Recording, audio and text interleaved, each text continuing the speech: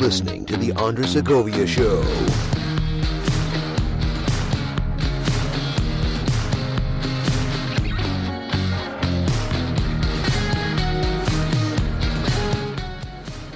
And welcome everyone to the program. I am your host, Andres Segovia.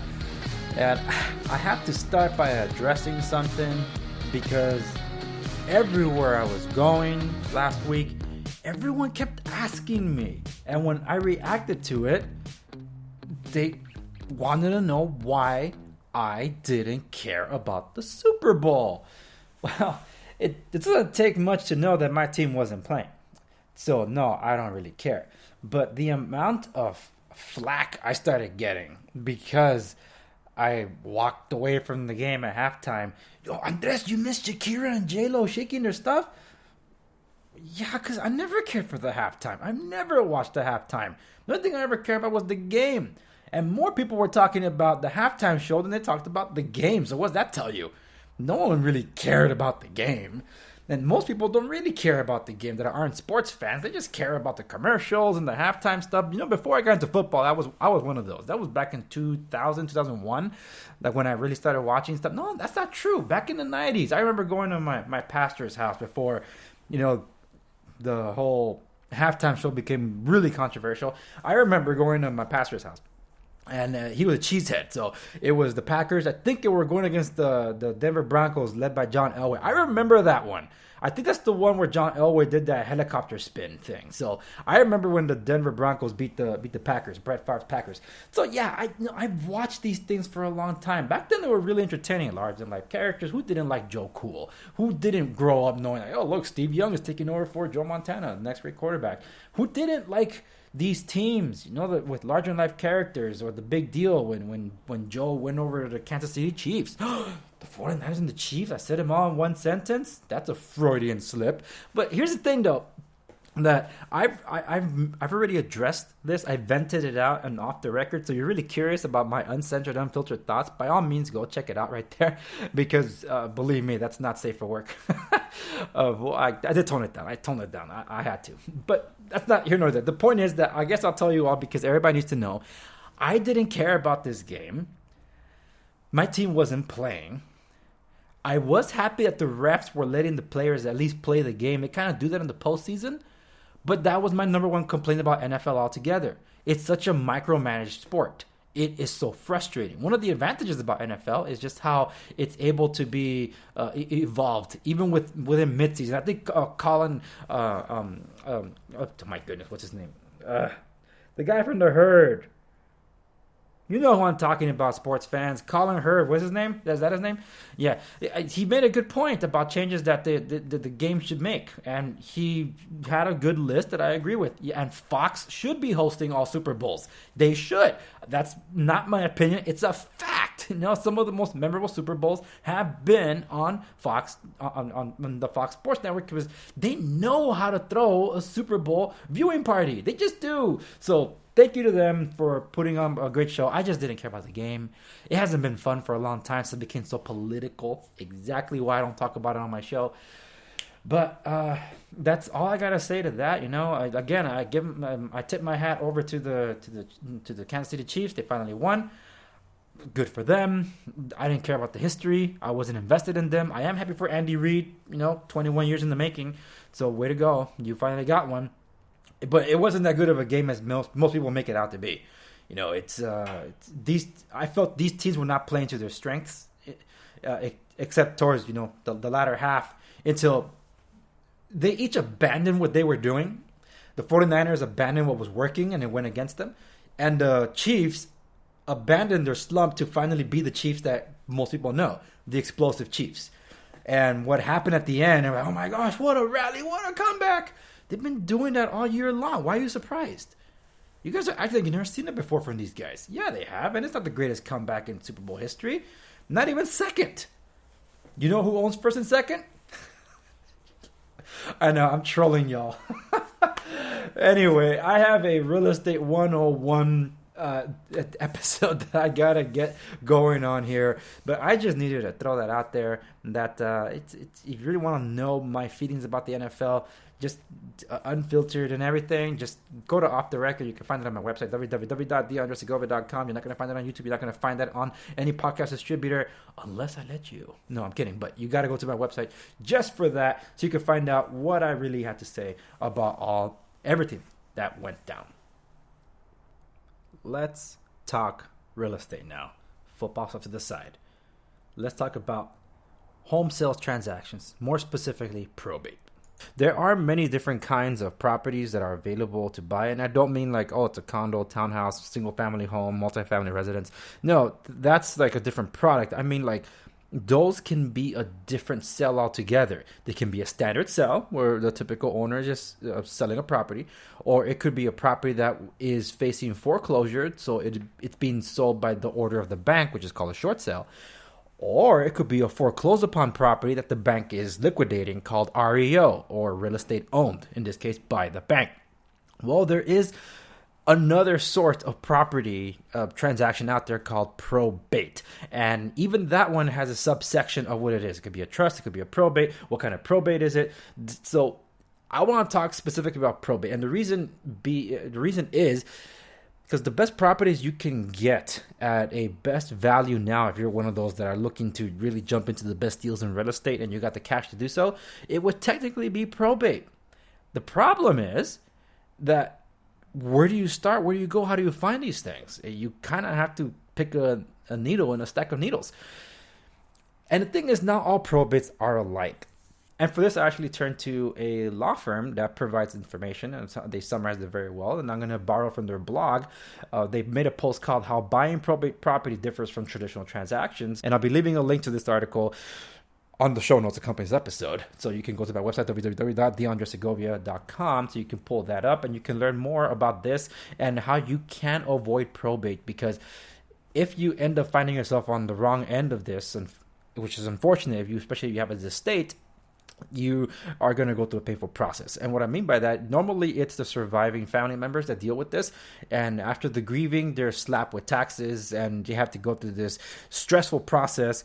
And that's why not many agents touch these kind of properties. The only ones that do they have to basically handle the clients with kid gloves. And normally the clients are not just straightforward clients like, oh, this is the homeowner or the representative of the homeowner through power of attorney. No, we're talking about now attorneys that are involved as well, because there's a very tedious process that goes into these things and they have to be done right.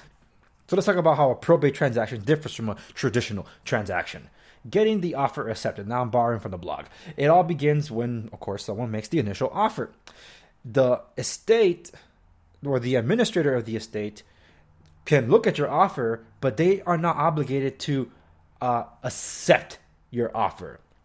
There are more steps that are involved, so they can move on from your offer altogether. So when you put your money down, the administrator or the executor, whoever's representing the estate, if they only have limited authority, then the offer goes to probate court. So before the court hearing, the buyer must make a 10% deposit on this. This was actually known as the bidding process, because there are two auctions if the administrator has limited authority. The initial auction tends to happen at the property or on the open market. The second one happens at the courthouse on a time and date set by the court. So the bidding process is like this. A notice of the sale is advertised on the local newspaper. The notice includes the date of the court hearing and the initial offered price. This allows other interested buyers to show up at the court hearing to participate in open bidding. So in other words, if they were not present in the initial one and you thought you got slam dunk on a smashing deal, you can face the competition in the next one. Think of it as the playoffs of sorts. So think of it as skipping the wild card. You're in the divisional round, now you're in the championship. You get this, then you got it. So if there are others that are interested in the property, they can show up to what is the overbidding. To overbid the initial offer that you made. The first overbid must be 5% more than the original offer, plus an additional $500. The bidding process carries on from there. Do I hear this much? Do I hear that much? Do I hear this much? That much? Okay, going, gone. The final bid must be no less than 90% of the appraised value of the home. So think of it like eBay. When you see these auctions that are up there, and you're like, oh, I'm going to get this smashing deal. But then you notice that there's a clause on it that, let's say you technically won the auction, but the seller didn't sell to you because you didn't meet the minimum threshold for them to be convinced to sell. That happens here too. That the final bid must be no less than 90% of the appraised value of the home. Ouch. So last step, closing the probate property deal. So to make a deal, the buyer has to make an unconditional offer. Their bid cannot be contingent on an inspection or obtaining finances. In other words, as is, straight up. And the court's telling you, it's as is. Don't be saying, oh, I want to check this. I'm going to send my home inspector to get me a full report to find out what I'm getting. No, you bought a lemon, you're being told. You could get a lemon. So either take it or leave it now because you don't have a later chance.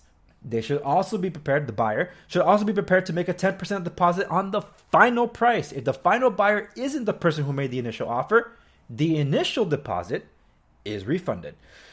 This closes the deal and allows the sale of a probate property to move forward. While the waiting period and other steps can cause substantial stress, going through the process can also help buyers find the perfect home at a fair price. Or, like, unfortunately, as I experienced with my buyer, we lost out by about $5,000 on a smashing deal. But those that knew showed up. We were among about 100 people that were bidding. We came up just a hair short. And then that one, I gotta admit, that one emotionally scarred me, which is a good theme for a future episode that I'm gonna title "Do Not Get Emotionally Involved." So that's that. So let's recap. There's getting an offer accepted. You can get it accepted, but they don't have to be obligated to pull a transaction out with you. And if the executor or the administrator only has limited authority, that means the court will hold an overbidding bid. So they're going to announce it like crazy to make sure they do their due diligence to get as many people to show up to make sure that they're supposedly looking after the estate so the family can get the highest return on the sale of the property. Or in the case of the state, that they're looking for the biggest return on their tax investment. So they didn't invest in it. They just want to tax it like crazy. It's called the estate tax. So then they're putting money down, 10% down on the initial, or if you're the final bidder and you win the overbid, you got to be prepared to make a 10% deposit on top of the overbidding that you're already doing. And then, of course, the closing the probate property deal, unconditional offer. You're just closing this thing out. A judgment is issued by the judge that it's for you. Close the deal, go downstairs to the clerk's office, turn in the money, and close the escrow. So that's the tedious part about probate. But as the article says, or the blog post says, that it is a rewarding process because you can find smashing deals here. Because this kind of weeds away the competition. If you have been a normal buyer and been turned off, that you've been house hunting for a long time, you've been going to so many open houses, because I had this with my buyers. Like, oh my goodness, we're just not finding anything. We're putting offers and we're not getting anything. Even the traditional stuff is very stressful because time is of the essence. Whereas this is kind of set in stone once the schedules are set by the courts. Like, this is it. This is the day. It's going to happen. So show up if you're going to get it or not. Like, okay, all right. Just you got to be prepared to have the cash. If you're working with a loan, it's a little bit more cumbersome than that because you got to show up with the dough if you want to beat out the other people. So just the FYI, you cannot have something contingent on a loan. And being that most of these probate properties tend to be fixer-uppers, odds are some of them can't even qualify for financing. So that rules them out. You got to show up with the cash, which is why the best deals you can get, in my honest opinion, in California right now are probates and trusts. And that wraps up my session on what's the difference between traditional transactions and probate transactions. So again, the link to this short blog post will be available at the show notes accompanying this episode at www.theandresegovia.com. If you want to consult with me about all your real estate needs, and you want to check out some real estate resources, you can go to www.segoviares.com. And of course, my contact information is across both of them. You can contact me through the social media, through my phone number, my email. Reach out to me. Say, Andres, I heard you on your podcast and I'm interested in investing in real estate, or you have questions about real estate. I want to set up an appointment with you to talk about these things. Let's talk. We can definitely do that. That's what I'm here for. I'm here to help you. But if you have a question that you perhaps would like to feature on this podcast, then by all means reach out to me through the social media. Most of all Facebook. So find the post that you have questions on, make the question there, and if the question is good enough, you might actually find that I need to devote an entire episode just to answer that question, or I'll feature it in a question and answer session and address your question there. All right, that's it for this episode. As always, I'll see you on the next one. Stay safe out there, folks.